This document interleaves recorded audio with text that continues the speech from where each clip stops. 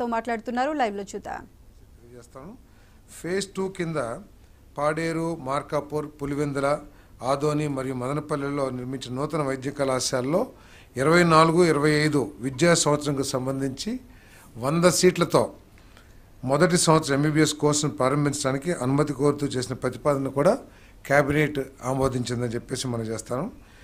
National medical commission నూతన నిబంధనల అవసరాలకు అనుగుణంగా నిర్ణయం తీసుకోవడం జరిగింది. ఈ సందర్భంగా గుజరాత్లో ఉన్న పీపీపీ మోడల్ను అధ్యయనం చేయాల్సిందిగా కూడా ముఖ్యమంత్రి గారు సంబంధిత శాఖ అధికారులని మంత్రి గారిని కూడా ఆదేశించడం జరిగిందని చెప్పేసి మనం చేస్తాను.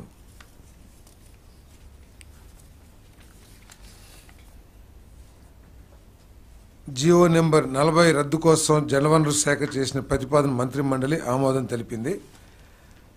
11/5/23 నాడు జారీ చేసిన జియో నెంబర్ 40 ప్రకారం నంద్యాల జిల్లా సున్నిపెంట గ్రామ పంచాయతీకి కేటాయించిన 280.74 ఎకరాల భూమిని రద్దు చేస్తూ ఆ భూమిని తిరిగి నీటిపారుదల శాఖకు బదలాయించే ప్రతిపాదనను రాష్ట్ర మంత్రిమండలి ఆమోదం చేసింది.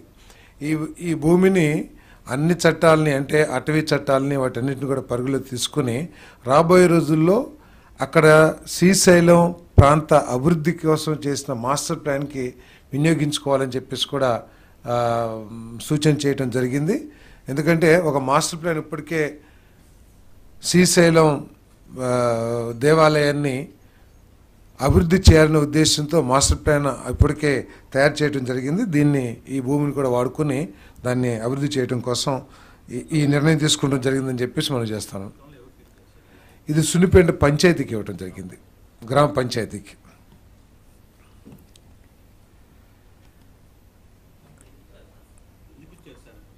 ఏమండి పంచాయతీకి వాడుకోవడానికి ఇచ్చారు, కొంత డెవలప్మెంట్స్ చేయడానికి దానికి ఇచ్చారు, కానీ దాంట్లో డెవలప్మెంట్స్ ఏం జరగలేదు. దాన్ని గ్రాప్ చేస్తానికి కూడా కొంత ఆలోచన జరిగిందని చెప్పేసి సమాచారం ఉంది. అక్కడ భూమి కూడా ఎందుకంటే ఫారెస్ట్ ఇంకో సైడు వాటర్ ఉంది కాబట్టి ఉన్న భూమిని వినియోగించుకొని శ్రీశైలం దేవస్థాన పరిధిని పెంచడమే కాకుండా బాగా అభివృద్ధి చేయాలి. ఎందుకంటే ఆ దేవస్థానానికి ఉన్న ప్రాసెసింగ్ కానివ్వండి, ప్రజల నమ్మకం కానివ్వండి, ఆ దేవస్థానాన్ని అభివృద్ధి చేయడానికి వినియోగించుకోవాలని చెప్పేసి నిర్ణయం తీసుకున్నది. మరి 2014-19 మరియు 2019-24 మధ్య ఎక్సైజ్ పాలసీలు మరియు వే ఫార్వర్డ్ మదింపు కోసం మంత్రిమండలిలో చర్చ జరిగింది. 2014-19తో పోలిస్తే ప్రస్తుత పాలసీ ఫ్రేమ్వర్క్ లోపభూయిష్టంగా పారదర్శకంగా లేకుండా ఉండటం, అంతేకాకుండా పర్యవేక్షణలో కూడా అనేక విఫలమైన పునర్నిర్మాణం, నేరాలు మరియు ఆదాయ నష్టాలు పెరుగుదలకు దారితీశాయి. రానున్న నెల రోజుల్లో ఎక్సైజ్ శాఖను మెరుగైన పర్యవేక్షణ మరియు నియంత్రణకై ఏకీకృత పరిపాలన విధానం కిందకు తెచ్చేందుకు ఎక్సైజ్ శాఖను పునర్నిర్మించేందుకు ప్రతిపాదించడం జరిగింది. మద్యం రిటైల్ అమ్మకాలు, ప్రొక్యూర్మెంట్, క్వాలిటీ కంట్రోల్, ధరల నిర్ధారణకు విధానాలకు సంబంధించి ఇతర రాష్ట్రాలు, ముఖ్యంగా వేరే రాష్ట్రాల్లో ఎక్కడైతే మెరుగైన పాలసీలు ఉన్నాయో వాటి మీద స్టడీ చేయమని చెప్పేసి కూడా మరి మన ఆదేశించడం జరిగింది. దానికి సంబంధించి అధికారులందరూ కూడా వివిధ రాష్ట్రాల్లో పర్యటించి ఏ రాష్ట్రంలో అయితే మెరుగైన పాలసీ ఉందో ఆ పాలసీని అడాప్ట్ చేయాలని చెప్పేసి కూడా ఆలోచన చేయడం జరిగింది. అంతేకాకుండా గత ప్రభుత్వం చేసిన సరఫరా చేసిన బ్రాండ్స్ కానివ్వండి, వాటన్నిటి మూలంగా ప్రజల ఆరోగ్యం దెబ్బతిందని, అదే లివరు, కిడ్నీస్ ఇవన్నీ కూడా దెబ్బతినాయి అని చెప్పేసి కొన్ని సర్వేస్ కానివ్వండి, మరి కొన్ని స్టడీస్ కానివ్వండి చాలా క్లియర్గా తెలియజేస్తూ ఉన్నాయి.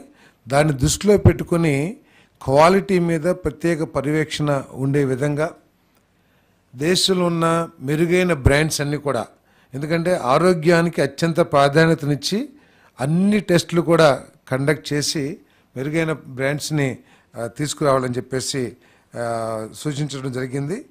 మరి సెప్టెంబర్ 5-24 నాటికి ఆమోదం ప్రక్రియను పూర్తి చేసి 1 అక్టోబర్ 2024 నుండి కొత్త మద్యం విధానం అమల్లోకి వస్తుందని చెప్పేసి మనం చేస్తాను. కొత్తగా అమల్లోకి రానున్న నూతన మద్యం విధానంలో రాష్ట్రంలోకి అక్రమ మద్యం రవాణా, గంజాయి, నాన్ డ్యూటీ పెయిడ్ మద్యం ప్రవేశించకుండా కట్టుదిట్టమైన చర్యలు తీసుకోవడం జరుగుతుంది. అంతేకాక అల్పాదాయ వర్గాల వారికి అందుబాటు ధరలకు నాణ్యమైన మద్యాన్ని అందుబాటులో ఉండేందుకు అవకాశం కలిగించే విధంగా పాలసీ ఉండబోతుందని చెప్పేసి కూడా మనం చేస్తాను. మరి అదేవిధంగా గత ప్రభుత్వం ఫెయిల్యూర్ మూలంగా గత ప్రభుత్వం అనుసరించిన మరి లోపభూయిష్టమైన ఎక్సైజ్ పాలసీ మూలంగా ఐఎంఎఫ్ఎల్ మద్యం అమ్మకాలు 232 లక్షల కేసులకు, బీరు అమ్మకాలు 436 లక్షల కేసులకు పడిపోవడంతో రాష్ట్ర ప్రభుత్వానికి 2019-24లో మధ్యన 18,860 కోట్లు నష్టం వాటిల్లింది.